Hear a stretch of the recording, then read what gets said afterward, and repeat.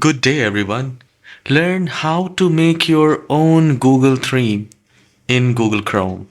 So I'll open the Google Chrome, and if you want to create your own theme in Google, you just need to click on this new tab, and then at the bottom right corner you will have customized Chrome. So we will click on that, and then you will find change theme.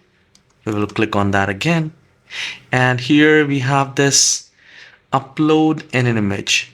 Now here, if you want anything from here, you can select that.